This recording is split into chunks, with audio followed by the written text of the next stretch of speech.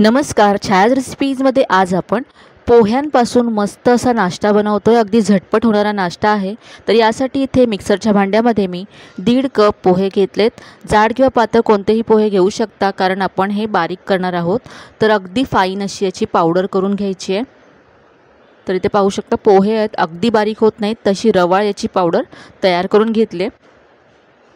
तर ही तयार पावडर एका बाउलमध्ये मी काढून घेतली आणि आता त्याच मिक्सरच्या भांड्यामध्ये मी बटाटे घालते। तर इथे मी 2 कच्चे बटाटे सोलून घेतलेत, तुकडे करून यामध्ये घालायचे आहेत। यानंतर यामध्ये हिरव्या मिरच्या घालायच्या आहेत। इथे मी 2 हिरव्या मिरच्या घेतल्यात। यानंतर थोडंसं आलं घालायचं आहे आणि 3 ते 4 लसणाच्या पाकळ्या घालायच्या आहेत। आता पाणी न घालता याची आपण पेस्ट करून घेऊया। तर बटाट्यामध्ये भरपूर प्रमाणामध्ये पाणी असतं, त्यामुळे अजिबात पाणी न घालता ही पेस्ट करून घेतली। मिक्सरच्या भांड्यामध्ये थोडंसं पाणी घालून ते सुद्धा यामध्ये मी काढून घेतलं। यानंतर यामध्ये अर्धा चमचा जिरं घालायचं आहे, अर्धा चमचा ओवा घालायचा आहे। आता यामध्ये पाव चमचा हळद घातली आहे। यानंतर यामध्ये मी अर्धा चमचा काश्मीरी लाल मिरची पावडर घालते आहे, रंग छान यावा रेसिपीला यासाठी। यामध्ये आपण हिरव्या मिरच्या आधीच घातल्यात, फक्त रंगासाठी इथे मी लाल तिखट घालते। यानंतर यामध्ये पाव चमचा गरम मसाला घालायचा आहे, अर्धा चमचा धने जिरे पूड घालायची आहे आणि यानंतर यामध्ये भरपूर बारीक चिरलेली कोथिंबीर घातली आहे। आता चवीप्रमाणे मीठ घालायचं यामध्ये। आता हे सगळं आपल्याला एकत्र करून घ्यायचं आहे। हातानेच असं मी हे सगळं एकजीव करून घेते। पोहे भरपूर प्रमाणामध्ये पाणी ॲब्झॉर्ब करतात, त्यामुळे हे लगेच असं ड्राय होतं। बटाट्याचं सगळं पाणी पोह्यांनी ॲब्झॉर्ब केलं। तर आता यामध्ये आपल्याला पाणी घालून हे मळून घ्यायचं आहे। तर थोडं थोडं पाणी शिंपडत हे आपल्याला मळून घ्यायचं आहे, लागेल तसं पाणी घालत जायचं आहे आणि अगदी सॉफ्ट असा याचा गोळा आपल्याला मळून घ्यायचा आहे।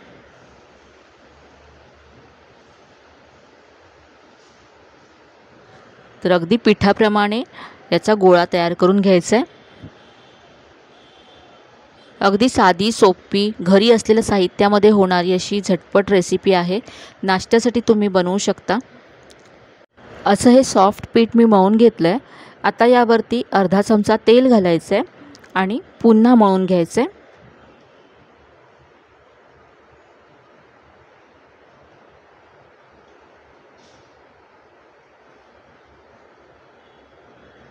तर हे व्यवस्थित मळून घेतल्यानंतर आता यातला एक गोळा घ्यायचा आहे, थोडासा मोठ्या आकाराचा गोळा घ्यायचा।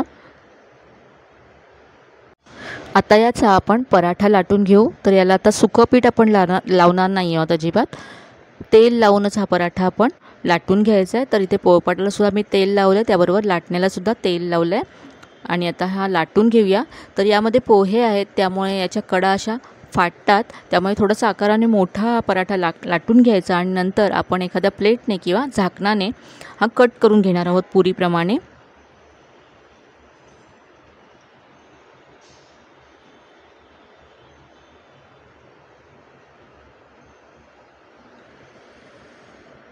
तर असा हा पराठा मी लाटून घेतला आहे।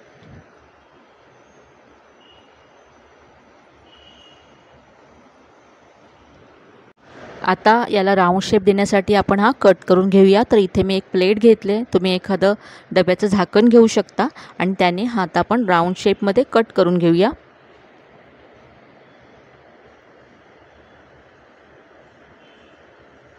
तर इथे पाहू शकता मस्त असा राऊंड शेप आला आहे पराठ्याला। दिसायला सुद्धा हा पराठा खूपच छान दिसतोय। आता हा पराठा आपण भाजून घेऊ। तर इथे मी तवा गरम करत ठेवला आहे। तवा गरम झाला की यावरती पराठा घालायचा आहे। सुरुवातीला तेल लावलेलं नाही आहे मी, तेल तूप न लावता सुरुवातीला हा पराठा आपण भाजून घेऊया।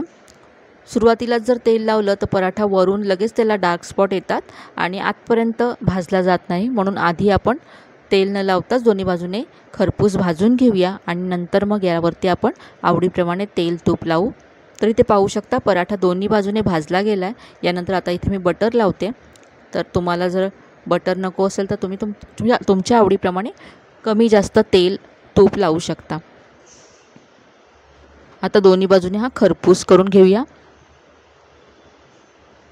आलू पराठा तुम्ही नेहमीच बनवत असाल तर हा झटपट होणारा पराठा एकदा नक्की करून पहा, तुम्हाला नक्कीच आवडेल। मुलांच्या टिफिनसाठी सुद्धा खूप मस्त अशी झटपट होणारी रेसिपी आहे। बटाटा उकडून घ्यायची सुद्धा यासाठी गरज नाही आहे।